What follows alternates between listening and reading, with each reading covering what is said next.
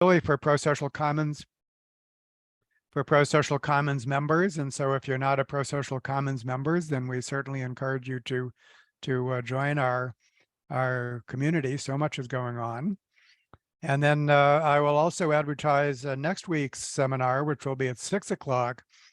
And that will be a very deep dive into the concept of selfish genes, the famous concept introduced by Richard Dawkins in the 1970s.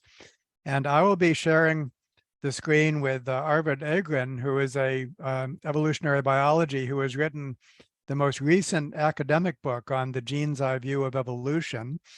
We've already done a podcast together, which we hope people who attend the seminar will view beforehand, and then we'll have a conversation and then turn it over to Q&A on this such an important concept and what it has become of, what has become of selfish genes. And so that's going to be really interesting. And I think we're going to get some pretty high-powered academics involved in that. So that'll be a lot of fun. But now we have two members of the Terran Collective, Tibet, Sprague, and Clare Politano, who are the developers of Hylo.com. And so, I mean, the topic of this is all about digital governance and social coordination for a thriving planet. We love Hylo, we use it.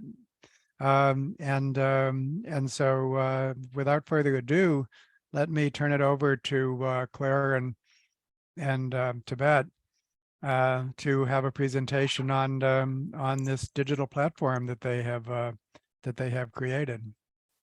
Thank you, David. Thank you so much for having us. And hello, everyone. It's such a pleasure to be here with you this morning. Morning for us in Oakland, California, in Ohlone territory, which is the home base of Terran Collective. Terran is a community of care and practice that works on systems and tools to amplify cooperation in service to regeneration. And we start in our own bioregion of the Bay Area. So of course, we're really big fans of Prosocial World. We've gone through the facilitator training and have been in dialogue with the Prosocial World team for over 2 years now. So it's really a pleasure to host the Prosocial Commons on the Hylo platform that we steward, and just to be in a co-design and co-exploration process with this community, because this body of work has really profoundly impacted everything we do. And so we're going to share today about what it is we do and how Prosocial is an intrinsic part of it.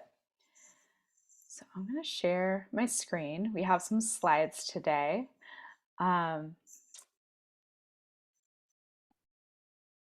Yeah, is this appearing for you all? I think it's about to. I'm going to try again. It said my sharing was paused.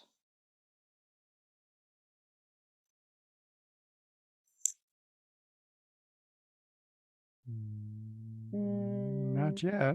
I don't think it's working for me. Tibet, I think you might have to be the one.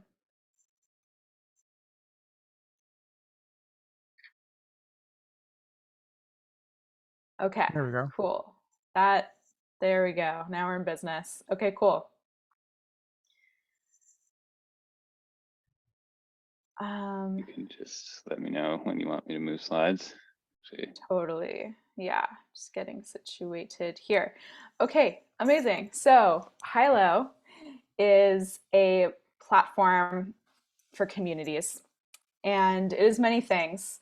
But one of the things that it is that we are aiming for is a tool for pro-social coordination in service to a thriving planet. And a way that we define pro-social for people that might not be familiar with this body of work is that it is behavior that is beneficial to the whole, cooperative. So yeah, next slide, Tibet. So yeah, this is going to be a really quick intro into what Hylo is and why are we doing this, what is our theory of change, and then we're going to go deep on the pro-social aspects of the work. So there are a lot of things that need to happen in our world right now. It's kind of an urgent moment. Many of you might have noticed that. climate disaster is one way of putting that, but there's all kinds of things happening that we really need to fix if we want to transition to a world that works for all. And there are a lot of challenges in the way of getting to that future. And one of them is that we don't really have great tools for collective action. A lot of the technology tools available for communication at scale are, well, they're pretty much all privately owned and for profit. And they extract, our data and our attention, and they manipulate us. And those are not the stuff of which revolutions are made, although sometimes they have helped. But how great would it be to have a technology platform that's actually designed for groups to empower themselves and take action together for a better world? So that's what we're aiming for. Tibet, you can move on to the next slide. Yes, infrastructure for planetary well-being. So Hylo is nonprofit. It is donation-driven. It is a platform for purpose-driven communities. So groups that have a shared purpose, CDP1, that they are moving towards together.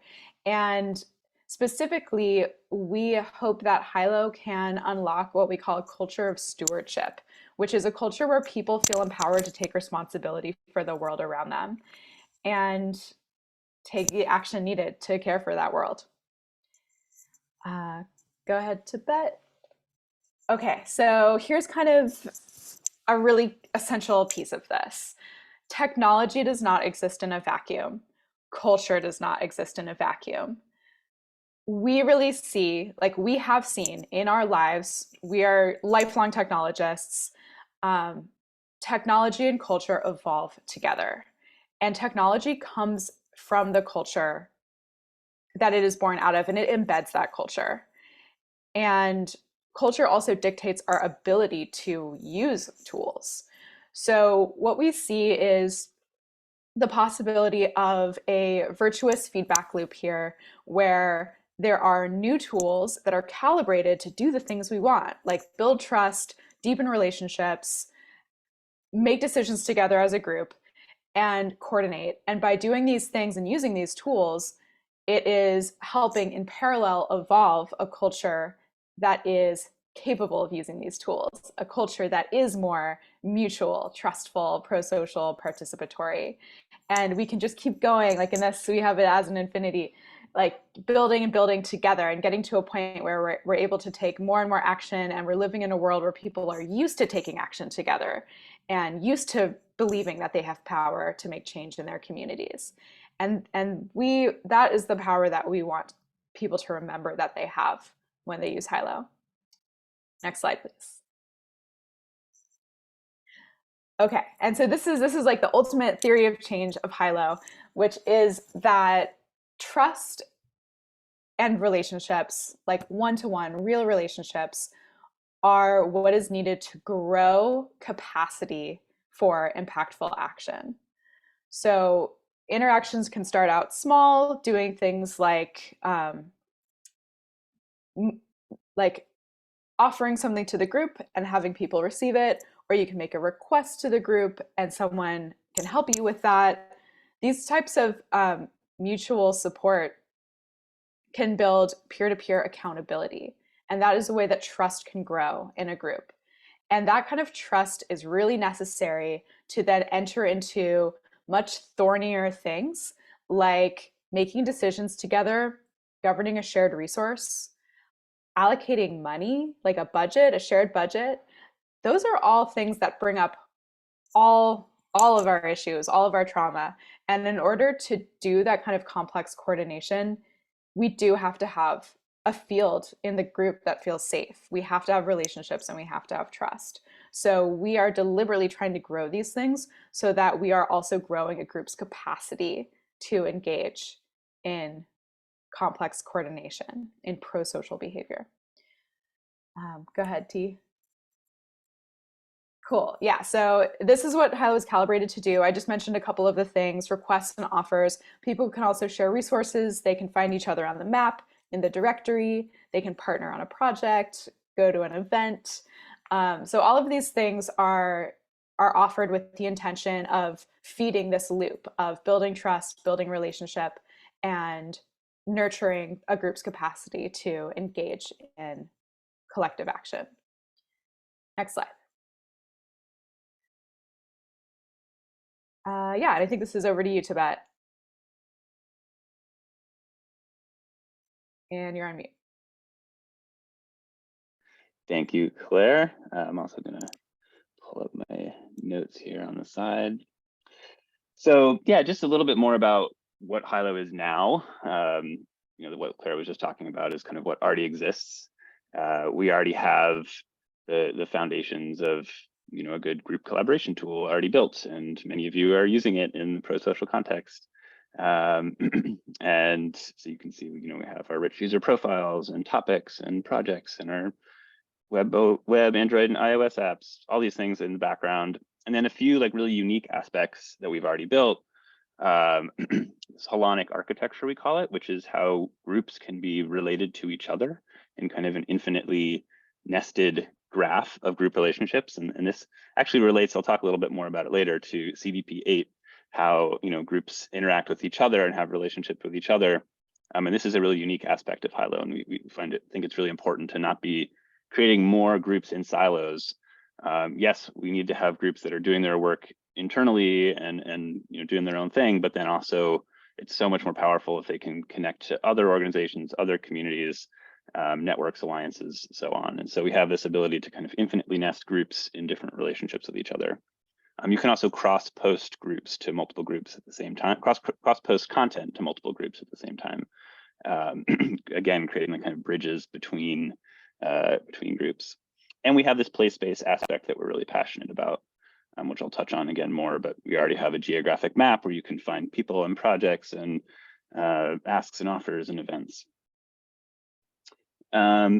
Yeah, really quick, some of the ways we think about Hylo being different are that it's really designed around trustfulness, having the place-based aspect to it, making it humane. I mean, many of you have probably seen The Social Dilemma and know the problems with our current social platforms and the mental health issues they cause, the political polarization, all of that. We're really trying to design this from the ground up to support the well-being of the people using it. And openness is really important to us as well. And so being free, nonprofit, open source, so on. So yeah, let me move on to kind of our big vision of where we're going. And this is where it gets really exciting. So to achieve this broad vision, I think many of us are working on in different ways or thinking about how do we get from where we are now to a thriving planet that works for all. We really are going to need prosocial coordination at the group level, the sort of intergroup level, bioregional coordinating again in place-based ways, and eventually how would we have prosocial global coordination as a species, as a civilization. It's a big vision, and obviously this is only a little piece of it, but we feel like we have some important ideas to bring into the space. So for Hylo to be a part of achieving that, we have a set of tools that we're working to build that we call our stewardship toolkit, or tools for a culture of stewardship that will enable coordinating across complex networks, sharing management of public goods, and so on. And so this is one way to kind of break down the core pieces of what that toolkit looks like.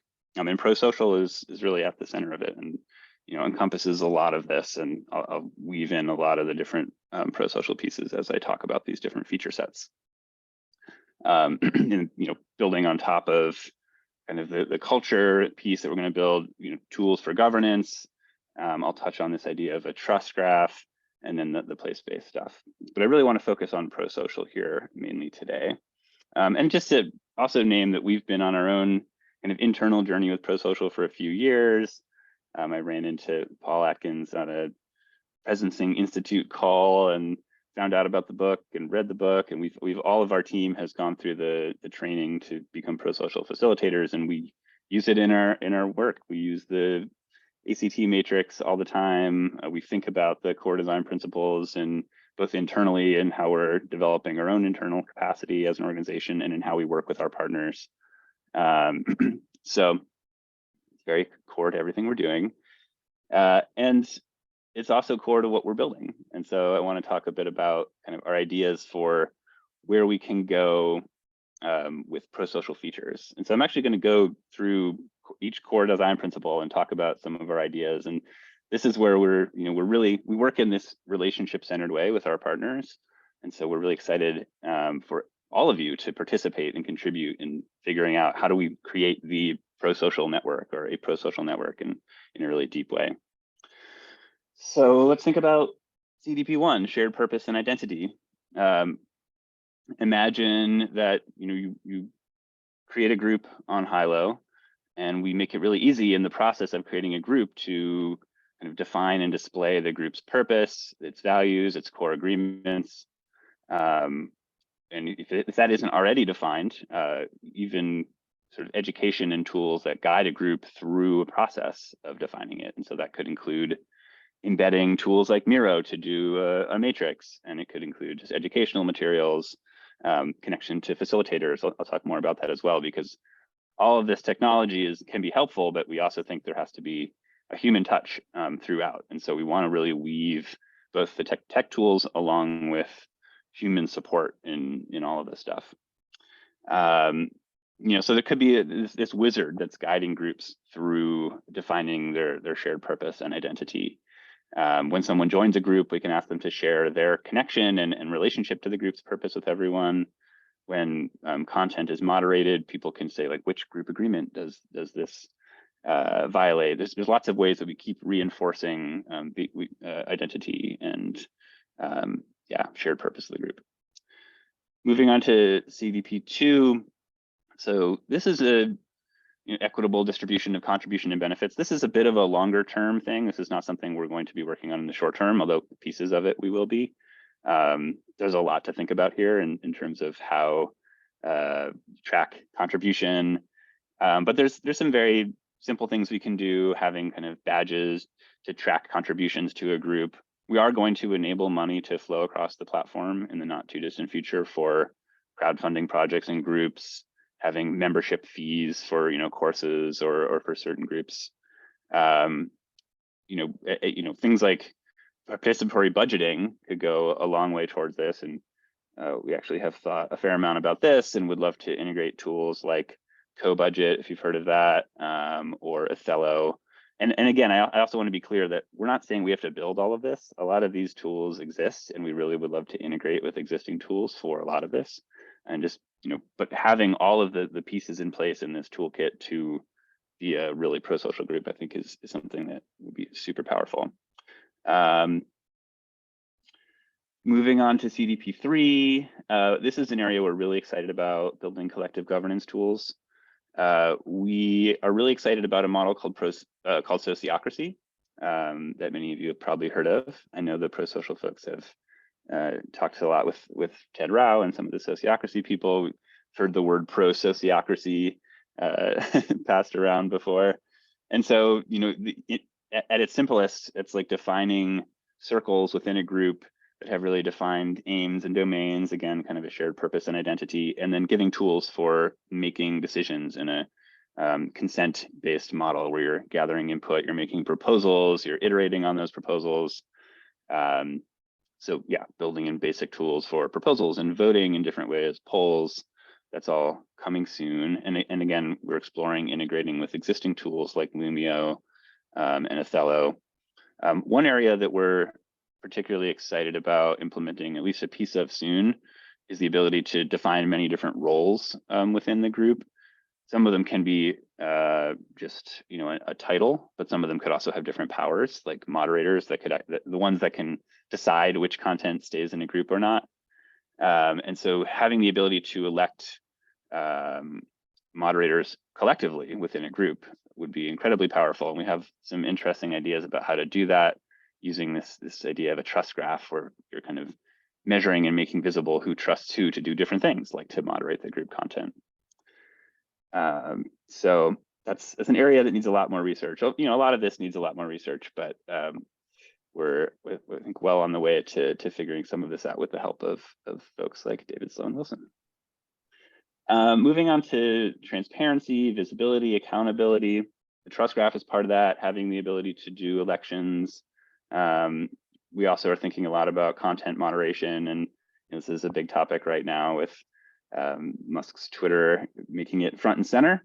And so, yeah, thinking a lot about how to have really transparent processes around accountability and moderation, and having graduated responses if somebody posts something inappropriate and people flag it and they flag which agreement this is breaking, and having processes that are both technologically supported but also human supported, that maybe over time let someone post less content but then maybe more content if they're making amends, and there's some sort of process of understanding why they're doing what they're doing within the group. There's a lot of really cool stuff we can do here, as well as, again, tap into a kind of network of conflict resolution specialists and enable people within a group that are dealing with conflict to bring someone in. On the transparency principle, we've talked a lot about building dashboards that kind of make visible, not just to the administrators of the group what's happening, but to everyone in the group, the activity, the sentiments of the group, building in survey tools or integrating with survey tools, really transparent content moderation so people know what's happening and why. Yeah, lots of really interesting stuff to do there. And I'll just move quickly through, CDP7, sovereignty, self-governance. There's not a lot we can do there except just offer within the platform full sovereignty. We're not going to touch people's data. We're not going to intrude on the privacy of a group. And we're never going to have advertising. And then CDP8, again, I already talked about relationships with other groups is super important to us. And there's kind of a next level for that we want to get to, where you can really define the relationships within the platform and the agreements, and maybe money can flow between groups. The governance tools can happen on a kind of network or alliance or coalition basis. So yeah, lots of interesting stuff we can do there. And then, once again, just to mention that we would be really excited to work with Prosocial World to have a network of prosocial facilitators that we can tap into when someone in a group needs help. And this is actually a business model idea for us, have kind of referral or affiliate fees where we can bring in a conflict resolution specialist or a prosocial facilitator for groups that need it. So something we could talk about more. I think that's most of what I wanted to touch on. There's so much there, and we'd love to hear your thoughts and ideas and reactions. I'll just mention the bioregional piece really quick again, because we think, we know that so much of the important change that has to happen in the world will happen in a place-based context. And so bioregionalism is this way of conceiving how humans are grouped in a shared context, in a shared landscape that's both ecological and cultural. And so we're building these tools for people that need to steward common resources like a watershed to be able to do that together and kind of break out of our arbitrary political boundaries. So that's the rapid fire overview of the stewardship toolkit that we're working towards. And I'll pass it back over to you, Claire. Yeah, thanks, T. That was a lot. I dropped the link to the deck slides in the chat, so you are all very warmly welcome and invited to check it out at your own pace. There's totally a lot here. But overall, the goal of this toolkit is to help create the conditions for regeneration, because we are trying to give people what is needed to move towards regenerating our communities and our landscapes. And this is a power that we already have, but it takes some remembering in this day and age and culture that we're not just individuals, we're part of a larger whole, and we need tools that can match that and take us back into remembering that. And we do have kind of a master plan here, where we have an agenda. And Tibet, can you take it to the next slide? We really want to see bioregions starting to steward themselves and have groups of humans that have a funding pool that represents the bioregion, that is tied to the health of that bioregion. And then the people are able to use these tools to make decisions about how they want to be with each other and how they want their culture and agreements to be. and how they want to use that resource to regenerate the land that they share, like ecosystem restoration, cleaning up watersheds, funding local resilience projects, that kind of thing. And getting to a point where people are really like identifying with the land they live on and able to take stewardship for it, or offer stewardship for it. And next slide. Where we hope that gets us is to a place where we can collaborate as an entire biosphere. Because if we have one coherent bioregion, we can have many coherent bioregions across the planet, and then they can enter into relationship with each other.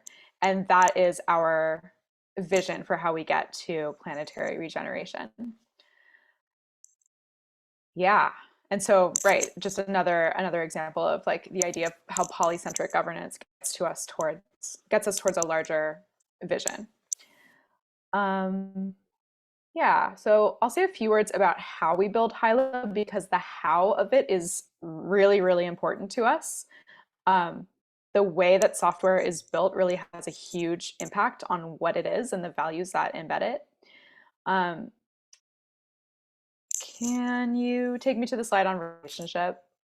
Yeah, so Tibet touched on this. The way that Hylo is built is 100% through relationship. So we're not like venture backed. We don't have millions of dollars like every other platform. We work with communities that need these tools, and the communities fund our core team to build the tools that they need. So for the last 2 years, it's been entirely nonprofits sharing their like precious resources with us, because this is so important and so needed. And we work together with those teams to co-design solutions and tools that will help their communities thrive. So that is how we do everything. We focus on listening to what real groups actually need right now. And so far it's been working great, but it looks a lot different. Yeah, you can go to the next slide. It looks a lot different than normal software if anyone's ever been in the technology world, or even as just a person interacting with that technology. It looks really different than going onto Facebook or Twitter or something like that. Hylo is created by an open source community of humans. If you're part of our Building Hylo group, you can see that there's like a lot of conversation, a lot of activity, people sharing ideas all the time, people letting us know when something's not working right or not working the way they want it to. And we listen and we channel all of that, and we do our best to serve all of these stakeholders in continuing to move the platform forward. And it's a very organic process, and it's a very human process. So all of this is co-created. It's really like a community-driven project. And the opportunity to own a technology that you use is very rare in this world. It's becoming more common with the platform cooperativism movement, but it's still quite rare. And to us, this is really, really exciting. And yeah, it feels right.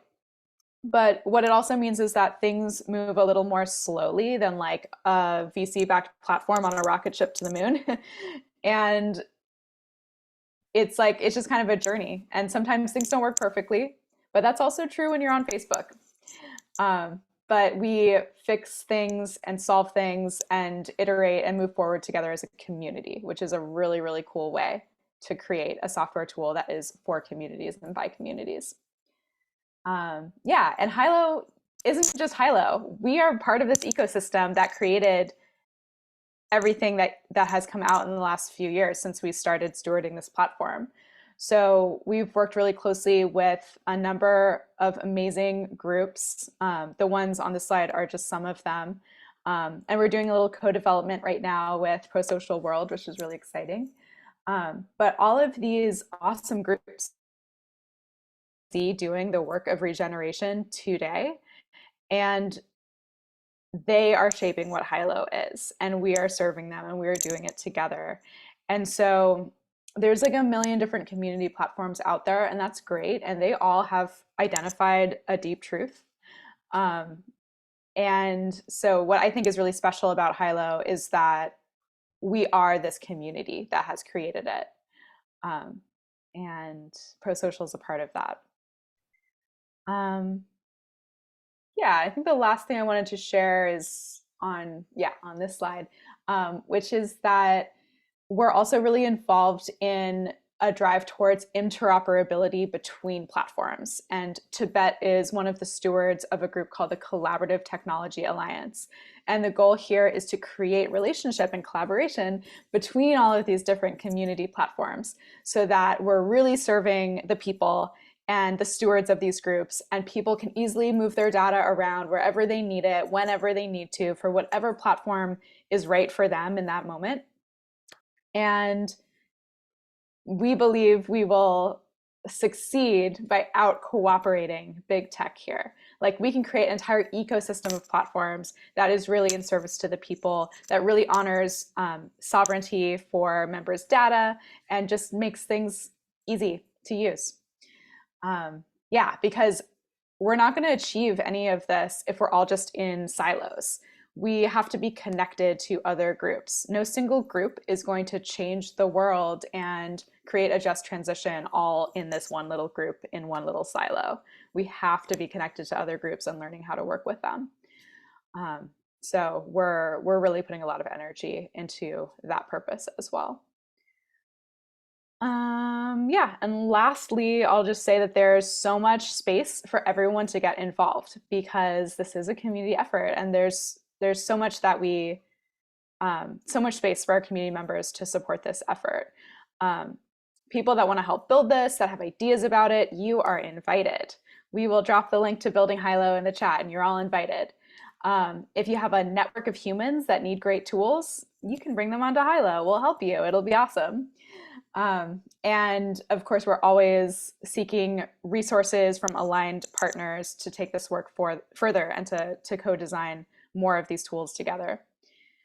Yeah, and one other thing Tibet mentioned that we can totally go into in the discussion, which we're about to get to, is that we're also planning a community stewardship as a service offering.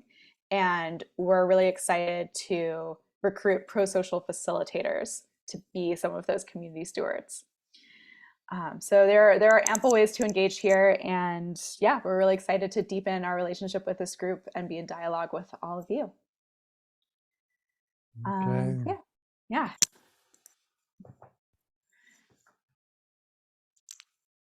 So that's it for the presentation, and now we'd love to hear from all of you. Yeah, since we're in the prosocial world and we have our traditions, I'd love to open it up for a round of reactions, insight, what comes up for you. Yeah, so Yeah. if people want to raise their hands and share, this is Yeah, let's raise time. hands and form a queue. So great, so wonderful. And here they're lining up. My convention is I try to be the fourth person to speak. So let's begin with Rob and then Brian, and then we'll see where it goes from there. Up there's Richard. Now I get to raise my hand. Oh, I'm fifth now. So anyhow, okay, Rob. I have three quick things. One is the origin of the name Terran Collective. Could that possibly be from Bruno Latour, who has this idea of the war between the humans and the Terrans? The Terrans being the people who live in and of the earth and not on and exploiting of it, which the humans are. That's the modern or postmodern position. So that was one question. He's got two books, Down to Earth and Facing Gaia, that I think are very important. The second question was, is there a place, and I presume there is, where we can post comments and ideas, which you referred to in your talk? And can we put that in the chat, perhaps? And third, a couple of us in the arts group are beginning the process of developing an idea for a prosocial game, which would be like a video game. And the reason for this is because I've been drawn back into this world and getting involved with a project I did many years ago that's being revived. And it struck me that there are a lot of different ideas that could fold into such a project. And I'm just teasing it right now because it's very early stages, but I'm wondering if that's something that you think is feasible, or does it already exist? And well, that's it. It's a tease. I guess I'll jump in on the Terran Collective. I actually had not heard of Bruno Latour and his thinking about Terrans, but it's perfectly aligned, which is really beautiful. But you know, Terran is a being of Earth, so very similar concept when we came up with the name. And let's see, I put the link to building Hylo, which is our Hylo community, where we discuss the process of bringing this all to life. And so you're welcome to post thoughts and feedback there. We also have an Airtable forum that people can use to submit feature ideas. If you don't want to kind of put it publicly in the community, but just send it to us directly. So maybe we can put a link to that as well. And then within the platform, there's even another feedback and support area, which is good for bug reports and things like that. So if you're on Hylo and you click on your little avatar at the top right, there's a feedback and support link that is really helpful.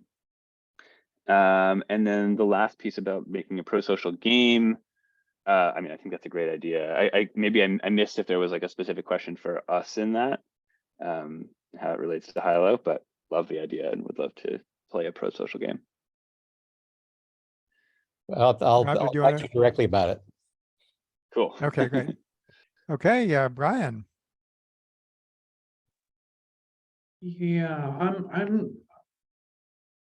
I'm so fascinated by and all of the, but both the structuring, the design, and mobilization of resources, and it's just all phenomenal. Quite frankly, the work that Clare and Tibet have done over just really very recent years.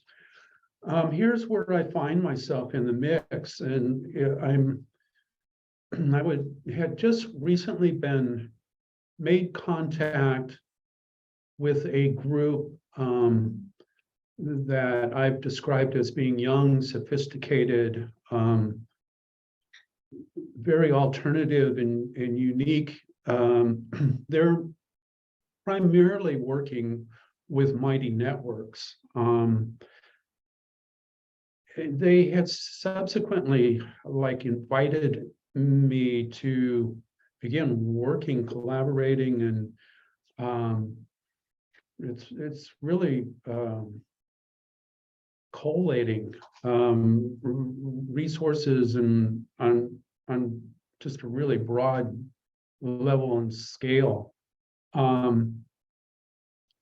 immediate question is, what are practical steps for integrating? I'm really all about integrating models, systems, starting with really sound theory and translating that to very effective practice. Doing so, both in a scientific context, but broaden science, not a narrow science. And that within the networks, there tends to be a recognition recently in using mighty networks and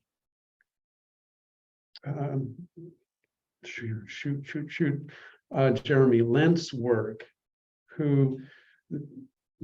Jeremy Lent is a key figure in and voice for integrating the ontological realms of wisdom with that of science.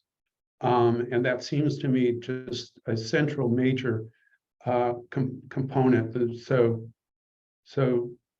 kind of a central integration there, but with all of the resources, all of the and how it's very, very challenging. It presents itself to me as being very, very challenging. what practical steps do we take in that process? So that address that primarily to Tibet and Clare. I have a sense that in your experience thus far, you're very well informed and sensitized to the process. Thanks.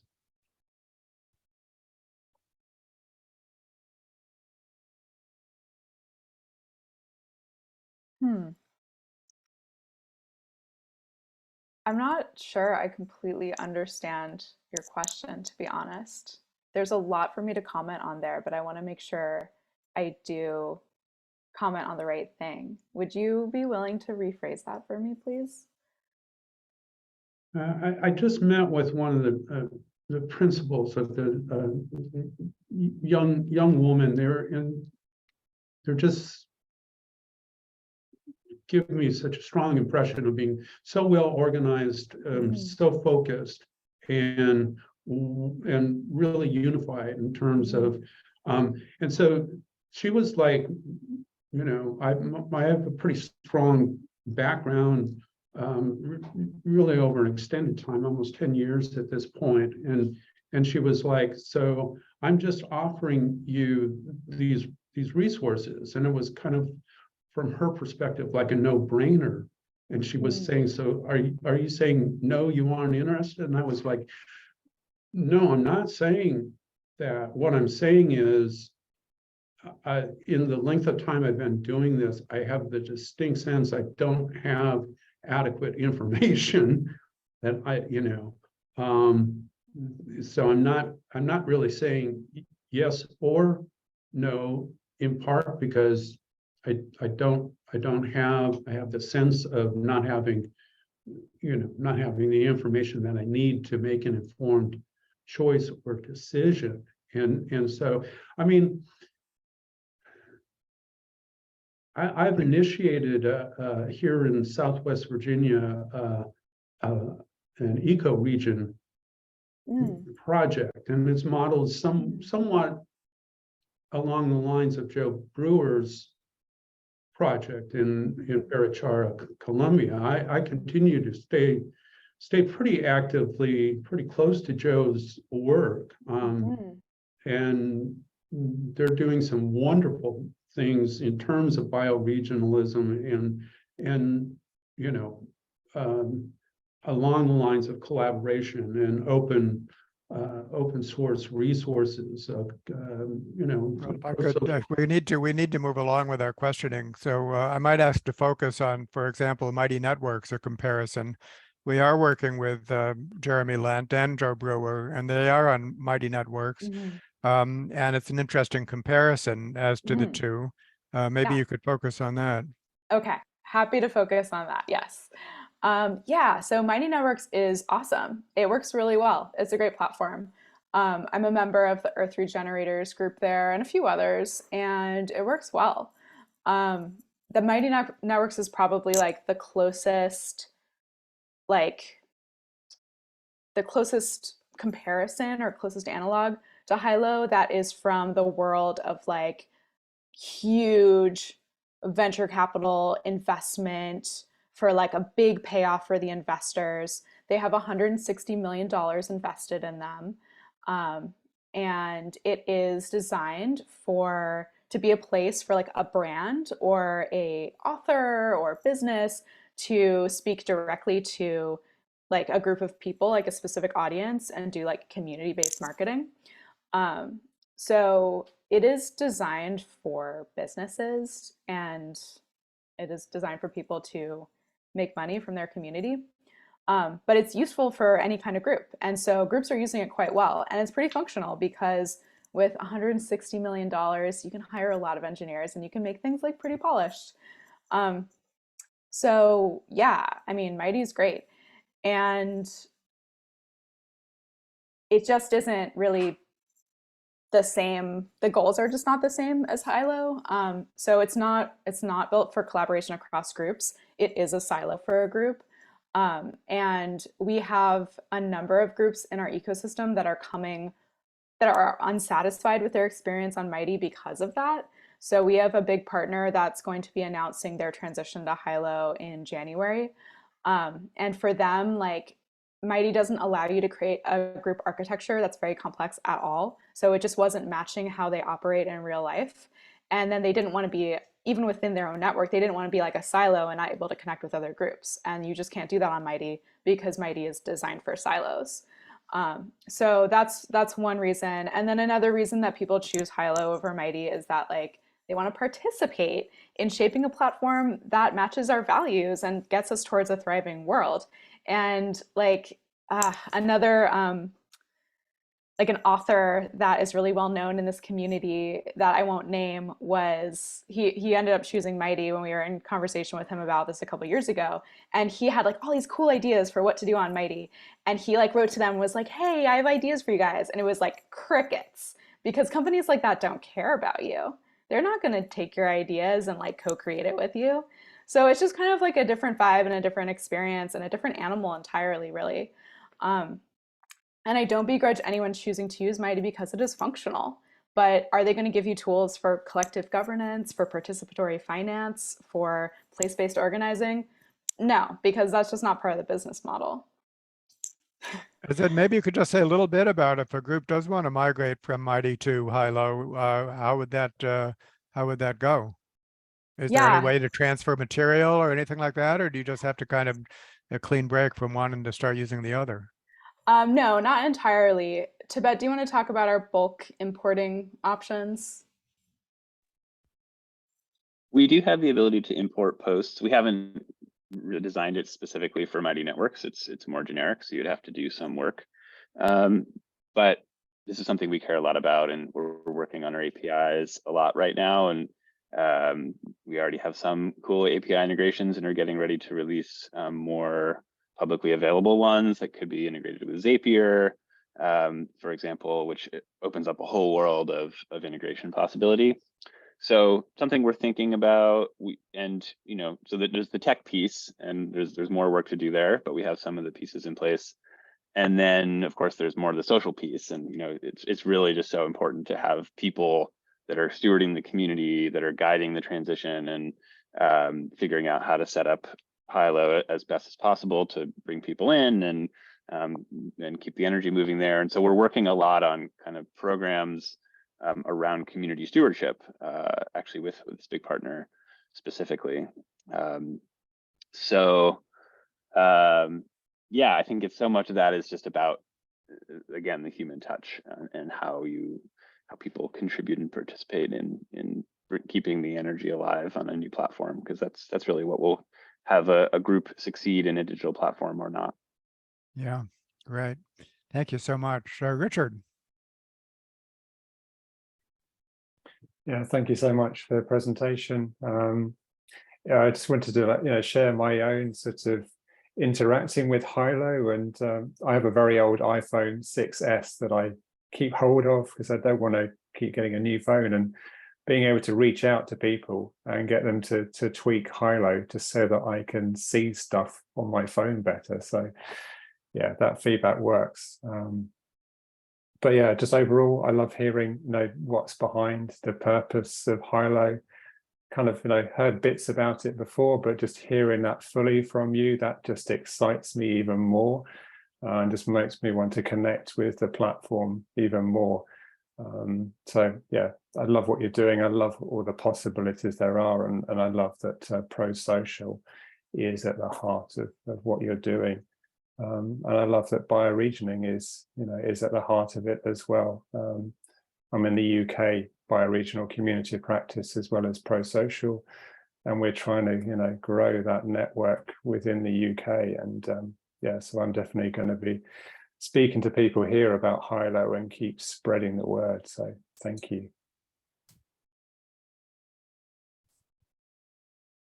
So would you like to respond to that, or that was more of a comment than a question, but anything you'd like to respond to that for?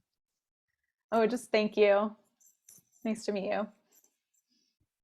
Well, I think there's so much to it, so wonderful, and it pairs well with our other seminars, including the one by Farananda Ibarra on Holochain. And I was just thinking of multiple forms of capital and so on I suspect they're on your radar screen. My question has to do with like demographics, because what we have going on here is a process of conscious cultural evolution, and you have groups forming and persisting and growing or disappearing. And are you tracking the demographics of groups and getting information from them? Because I think there's an important opportunity to do that, seeing what works and what fails through the actual birth and death and growth and replication of groups. So that's part one of my question, and then I have a part two.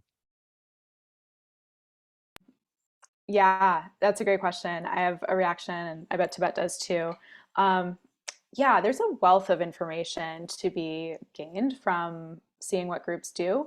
And we want to go in that direction, and we're very, very cautious about that because we don't want to fall into the same traps of tracking and surveillance that all of the traditional big social media platforms use on their members every day, and like violate their privacy and their rights and their sovereignty. And groups deserve to know, like group members deserve to know, like what is alive in my group, like is my group healthy? And then we can understand, if we understand if our group is healthy, then we can have a better sense of what we need to do to make it more healthy. So I think there's a way to surface that data in a way that is consensual, transparent, and equitable. And that's something that we would have to co-create how to do that in partnership with, I would love to have Prosocial guidance on that. That's the kind of conversation we'd want to have a lot of stakeholders in the room for, so that we are having people checking our blind spots and helping us understand what would feel unsafe and what wouldn't, and like how can people meaningfully consent to that kind of thing. There can definitely be a world where a group is like, as a whole, like this group agrees that you can see our anonymized data so that you can understand how collaboration is working here. And all the members of the group would have to consent into that. And then there might be other groups that are just like, nope, we're not okay with that at all. Yeah. Yeah. And one thing that we are going to be exploring with an upcoming partnership is the beginning of community analytics. And that might look like, how many new members joined this month? How many posts were shared? How many requests and offers completed? Just kind of like the basics like that, so we can start getting a sense of group activity. And if we start to collect that information, because we're very much not collecting anything like that, right now, it would have to be in a way where, again, the group is totally aware of what's happening. We're sharing that information with the group, and they're consenting to it. Yeah. Yeah, Tibet. I think, Tibet, would you like to add to that before I come up with part two? I guess really quick, yeah, there's a lot of interesting stuff to do there through even just surveying groups on the platform. We are, just to say, we're still in a kind of early adopter, almost like pre-launch phase. While we have a lot of groups using Hylo, we're not telling the whole world to come use it yet. We're still kind of polishing some rough edges and finishing some features, and multi-language support is coming soon, things like that. So as soon as we do a like much bigger public global launch, that'll be really much more important to be continuing to figure out, okay, who's using Hylo, why are they using it, keeping in touch with all of the stakeholders in that way. Yeah. So so as you were talking, I got really excited about the idea. You used the word wizard, and so if you think that there's a setup wizard for using Hylo, and that you could create different versions of it, and that we could design a setup wizard that was oriented towards the tools of Prosocial, so that they're actually, led to think about the core design principles, for example, and perhaps led to use the matrix. And you could just imagine that being one setup wizard that we could compare to others. And then you can do some A/B testing, basically. So, and I think A/B testing is well within the orbit of responsible data. And I think that part of the partnership, I think that we can do is to do academic research around this. And one thing you can say about academic research on humans is pretty protective of the human, of the individual's privacy and so on. Requires consent and all of that. So I think that basically doing IRB approved research would satisfy your high standards of respect for your users. And but such things as community analytics would be so great to get that as basically the pulse of the groups that you're working with. So anyhow, that was a comment. I think let's proceed to Jan. Yeah. And then Thanks. Well, this has been just great. I mean, it's that exciting feeling where you see the tools evolve along with the needs that are being that what we're needing to help us develop and evolve as communities and bioregion. That's like so great. And you've hit so many of the boxes about that. And just to build on what David just said, it's like I've been working in the field a bit of citizen social science, and this feeling that that's a whole area that hasn't been developed, and this is something that we can do this in, you know. So yeah, so I've been working for a long time doing bioregional work and commons and blah blah blah, and it's like there hasn't been this way of networking together, so this is a perfect container. And there was a bunch of us very involved in I'm very involved in Earth Regenerators and Joe Brewer and such. And then I was also quite working with Jeremy Lent quite a bit. And we were saying, Jeremy, you need to form a gathering, a way to build your community. So we were telling him about how Mighty Networks worked. And so then he developed that. And so, but now it's like, yes, there's something better. So I'm excited to bring Hylo into both of those areas as a possibility. So my specific question, and you don't have to answer it fully now because I know you're in process of that, but I'm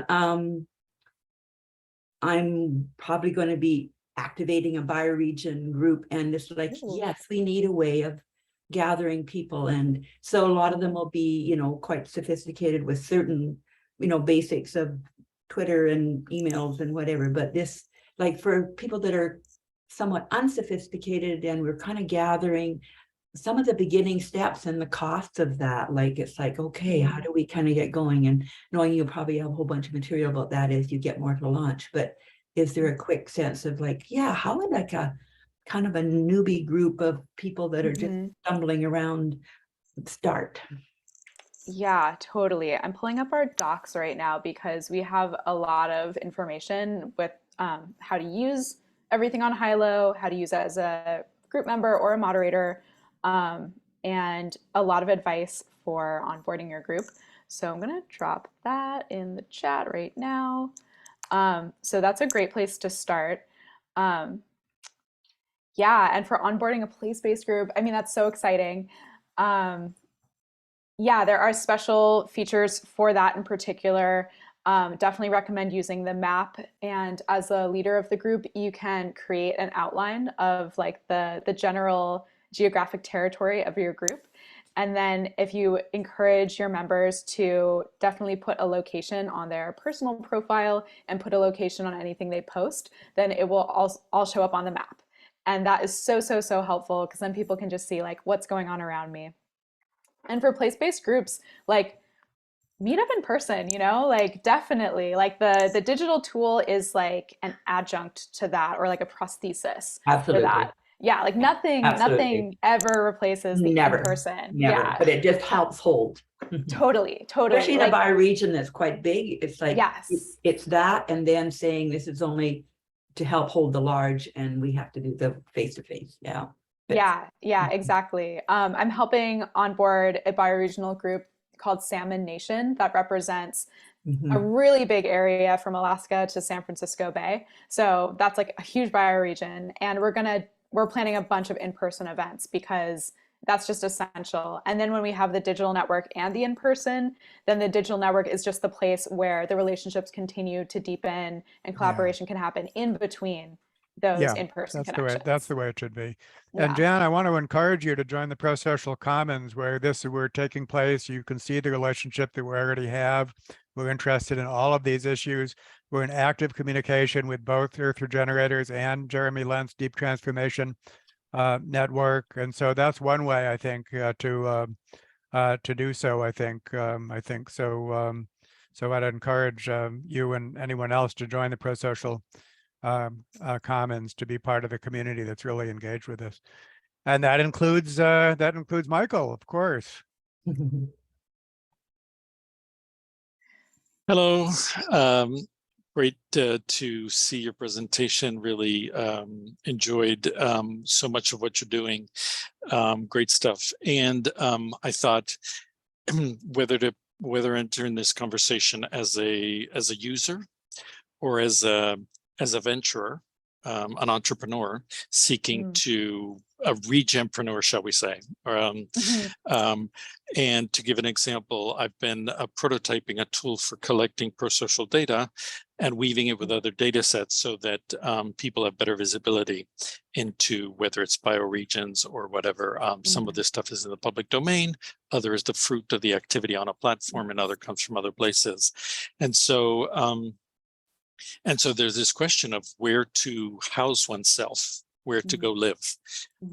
And one thing is each community is doing its own thing. The intercommunity thing is something that doesn't naturally just happen, right? It requires cat herding and support for those kind of activities, and visibility into those kind of activities also is something that requires dedicated resources, shall we say. And so there's this question of being able to do it, and then creating models that make that sustainable to do that activity. You're living that as a platform. For somebody who would be possibly interested in co-venturing on your platform or with your platform, what would you say would be the attractors, not only technologically, but in terms of working out, okay, this is how you could, and this might be an offline conversation, but it's an invitation to kind of say, hey, for folks looking to build things on our platform, we do it and you use it, or, you know, we have these kind of alliances. What might you have to say about co-venturing together? Yeah. So the way that our partnerships usually emerge is groups that like Tibet and me and many members of our team are very active in the regenerative movement. And we build relationship with individuals and groups, and they come into our field, and our partnerships emerge usually out of like a long period of like knowing each other and talking and finding our common cause. And then we figure out ways to collaborate that make sense. And for us, it is a process of understanding, like, is there values alignment here? Are we walking a really similar path? And for the needs that we're perceiving and hearing from the group, do they match with the needs that we've heard from other stakeholders and that we've identified ourselves? And if all of those things are true, then it's like, awesome, let's work together. And so that, yeah, and that's available to anyone. So you're welcome to reach out, and we can have a deeper conversation.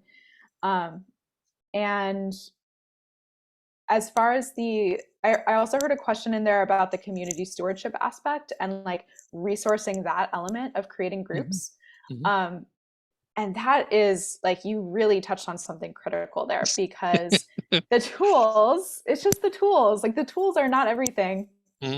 And like a healthy group really takes dedicated care and cultivation from an actual human being, at least one, ideally multiple.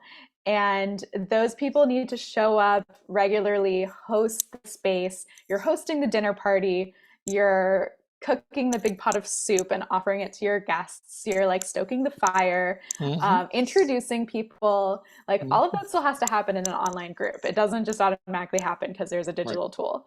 And those are skills. Those are skills that not everyone has. And definitely going through the Prosocial training gives you a lot of those skills, because you actually can then see straight to the heart of it, what a community needs and is trying to do, and help them get there faster. but there's a lot of other elements to that too. And that skill set's really unique. And also what we've noticed among pretty much every group that we've partnered with, groups come to us asking for tools, but what they need is not just tools. They need help growing their communities and understanding like how to bring their people in and activate people. So a big part of the work we do is not just writing the code. It is helping with the community strategy. And so we mentioned this a little bit in our presentation. We just realized like this offering that we're already doing, like we can formalize that, we can create a structure, and we can invite a lot more people into that. So this isn't official or anything yet, but we are starting to pilot this offering that we call community stewardship support or community stewardship as a service. And there's a couple groups that we're piloting this with right now as we develop the offering, and we're going to take it more public in the new year. We are in conversation with Paul Atkins, especially about how Prosocial plays into this, because we definitely want Prosocial to be part of the core curriculum for what it takes to be a community steward. And so we're going to figure out like what's the right way to be in relationship there. And eventually there could be like a pipeline of humans that have gone through the training, the Prosocial training, and have the skill set, and we could offer them whatever else is part of that. And then these folks could be available to, like in a directory, let's say, to other groups on Hylo to find you and hire you to support their group in various capacities, either like a one-time engagement or an ongoing engagement. And it does take resources. I mean, this is not, it takes a lot of energy to hold a group and be and do that, like whether it's an in-person group or an online group. And either someone is just showing up with a lot of energy and love as a volunteer because it's just like their passion. But even if that's true, like people need to be resourced. And the beautiful world that we're working towards, community stewards are being resourced for their care. Like care needs to be compensated. Yeah, so I'm not sure like how every group can do that. But a lot of the groups that we're working with are learning that, when they go out for grants and ask for funding, like they need to think about funding a person to do this. Like you need to think about hiring a community manager and finding the funds for that, because it just doesn't happen on its own without that attention and without those resources. So as we develop this offering, we're definitely going to be sharing a lot more with our community on building Hylo, and I think with Prosocial Commons too, I can only imagine. So I'm eager to get folks' feedback as we think about how this looks. Yeah, that's Michael, do you have more? Yeah, no, I hear you. I totally hear you at every level. I just wanted to, and this is again, wearing the venturing hat.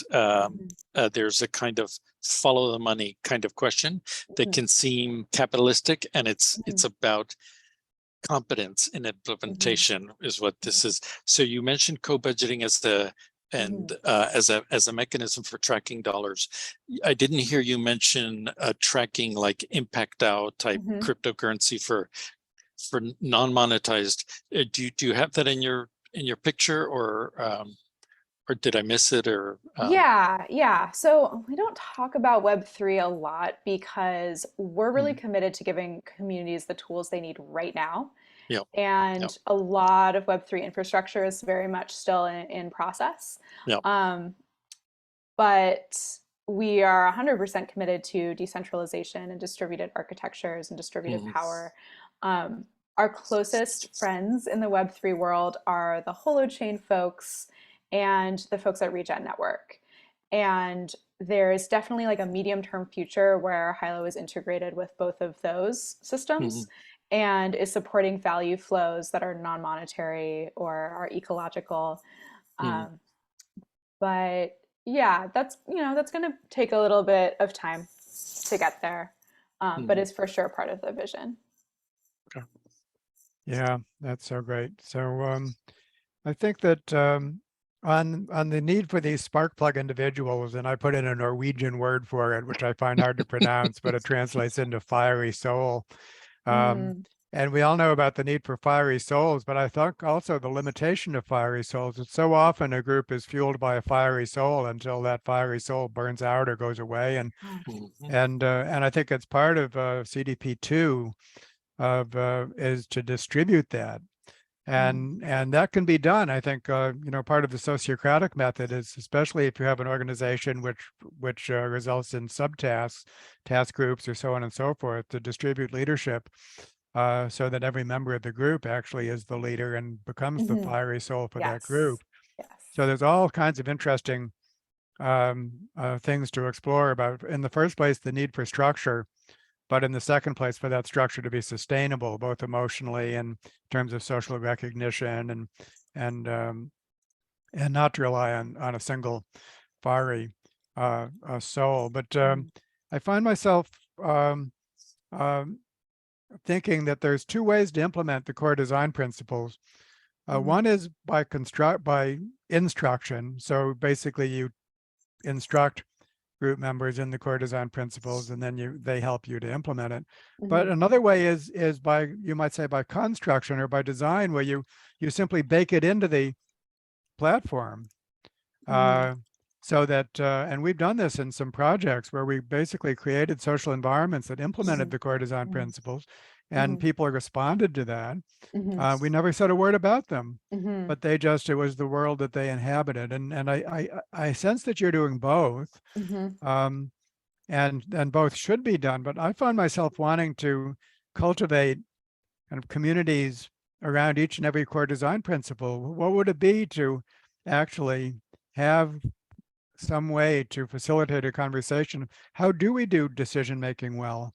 Or how do we do monitoring well? And conflict resolution is a big one. You were talking about providing a service for prosocial facilitators. I think a service for conflict resolution would be, and it would only partially overlap, because when groups have a conflict, it really is important. And there's more than one method. So to have an inventory of methods, and then to have a way to compare the methods, this worked really well, this didn't work so well, so on and so forth. So some kinds of discussion group around the core design principles would be awesome. I'd love to get that going.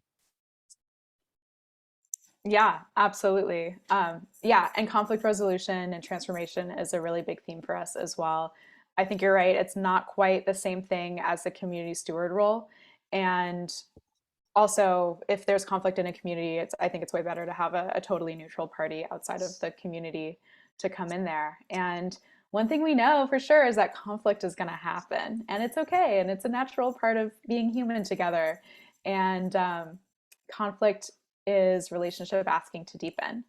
And so if we can hold that well, then our groups can just achieve more and more together. Yeah, thank you. That was nicely put, Michael. And I encourage people that haven't spoken yet, please join up. We're on our last 15 minutes, and I'd love to hear from more of us. But Michael, go ahead. Yeah, I promise this will be my last jumping in. Never say never, Michael. Never say never. Okay, I'll take it back. But the state of the conversation has me thinking that I might follow up with you, Ted, and possibly Clare and Tibet about doing a little, an exploratory, whether a certain type of prototyping around co-regulation, the indicators, the a very disciplined thing, whether it even makes sense. There are 20 reasons I can think it might not, so I don't want to promise anything, but what might be a kind of collaborative experiment that would advance everybody's interests. And I'll follow up on that front. I just wanted to kind of put it out there that that Ted has been very interested in this, and if it looks like the three of you are all kind of aligned, so it's like there might be a reason to do a quick learning sprint centered on a technology learning sprint. Cool. And I'll just leave it at that. Sounds good. Yeah. Yeah. Oh, good. Thank you. Reiner? Yeah, I don't know exactly what to tell you now. Just that I'm familiar with Prosocial. I did the course with David Yu and Paul 4 or 5 years ago, I guess. And Hylo as well 3 years ago, I guess. I started trying to use it, but a big hurdle for bringing in the people of my communities, as English is not their first language. I would need would need dearly a German translation. And at that time, we talked about I could help you in translating some things of the Oberfläche, of the surface of the tool. But you had other things that were more pressing at that time. So, but I heard from Tibet that you are hoping to get into translation stuff within the next month. And this would be the prerequisite for we had for setting up a bioregion here in Germany around a river. And with that, we are in contact with Daniel Wahl, as he is an offspring of city of Munich. And yeah, for that, to start it and to enhance it with the online tool, we would need, we can't start with a English version because lots of people who are working with their hands on the land are not familiar with the English language sufficiently, and therefore that would be a hurdle. And I would love to use it to set up something like this in German language areas. We do have different other activities around permaculture and things, but they are almost not connected to English-speaking circles. That's and if you could start with a German language thing, I guess some of us are familiar with exchanging in English language, but the main people we would need together for starting a bioregion mainly are only talking German. So yeah, I'm looking forward to that. yeah. and starting to work with Prosocial more. David, I had told you or written you something when I had some funding 3 years ago about Munich and some circles around, but we never got there because the funding was taken down and therefore we couldn't start. So that's my picture here from old Europe. Thanks for your work. In Germany, Reiner, the New Institute in Hamburg has become very interested in this. So there's one foundation in Hamburg that we can talk about. But anyhow, back to Clare and Tibet. Yeah. Hey, Reiner, it's really nice to see you. Thank you so much for that comment. And I have really good news, which is that the code is being written right now for multi-language support. And so we are just about ready to have people translate the interface into whatever language you have to share. And German is a super important one. Actually, if you want to drop your email in the chat, we can reach out to you about German. And whether it's you translating it or someone else you know, we're getting really close to being able to accept that support. And it's not going to be super tough. Like there's not that many words actually on the interface. It's probably like a couple hours of work. And it's a great way to contribute to an open source project without having to code anything. Yeah, thank you. See this. Yeah. Yeah.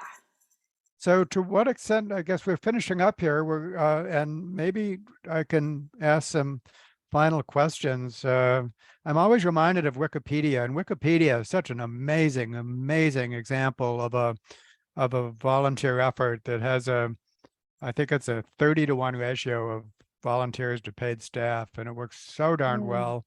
It has a specific pro-social mission, but the model works for any organization with a pro-social mission. And wouldn't it be great if we could all have work as well as Wikipedia with that ratio of volunteers to paid staff? But so what's your timetable? You said you're not quite ready to present yourself to the world, but so just let's end up by talking about your own developmental timetable.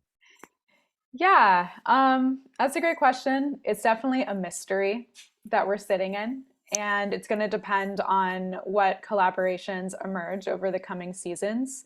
We have some really interesting partnership potential in the works. And we're going to continue to deepen with our friends at Open Team, which is the open technology ecosystem for agricultural management.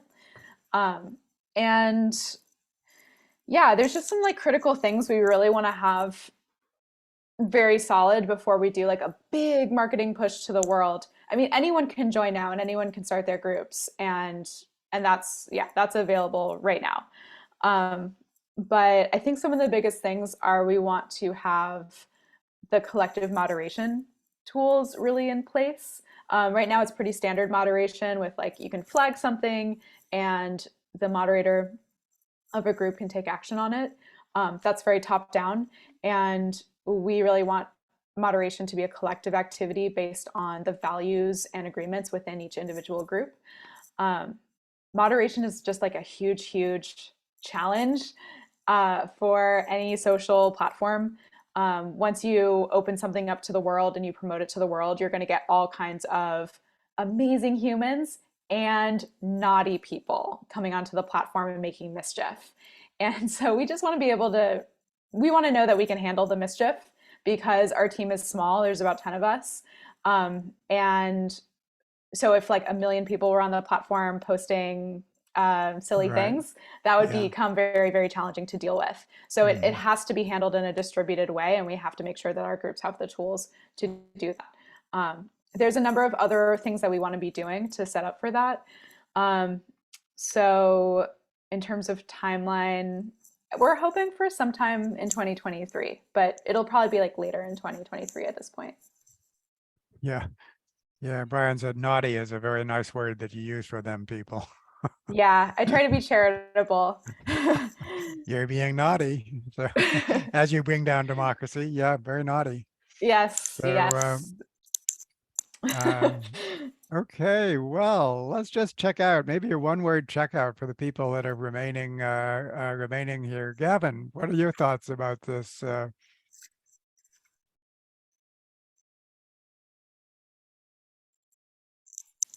Sorry, I think it's excellent. I've got a couple of groups that I think it would apply nicely to. So, and I've been using it a little bit in the Prosocial group. So, but I have not really dug into it. So now I'm much more interested in going back and clicking the little switches and buttons and see what things happen, what goes on. Oh, and we're just to give a report on our use of it. The first generation, we organize our activity roughly in generations, and the first generation was rough in every respect, including our use of Hylo. And now in the second generation, we've just been meeting, and I think we're going to be much more polished. That's in part because we've just become more familiar with it, and also in part because of improvements with Hylo. So simple things like putting important information at the top and so on and so forth that we've been discussing. So I think that our experience, and just wait for a few days, Gavin, and we'll be communicating. And I think that we'll be kind of launching a 2.0 for our own use of Hylo within the Prosocial Commons, and it'll be interesting to see that working better and so on. So Linda, would you like to say anything in closing?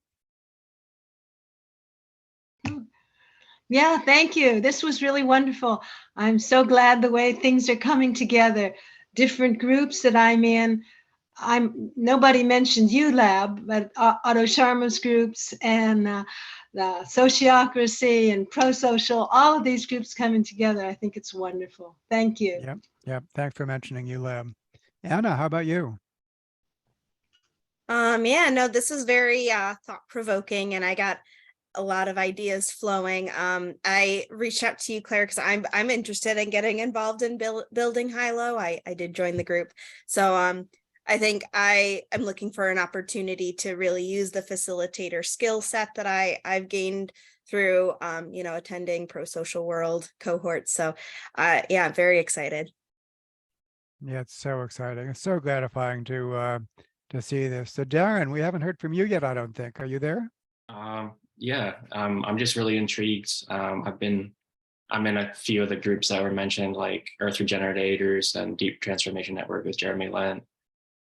So yeah, really just impressed by what I've seen and heard, and looking forward to getting more involved. I'm also in the Collaborative Tech. I joined the Collaborative Tech Alliance group. So yeah, just really impressed by what I see, and looking forward to just diving in more.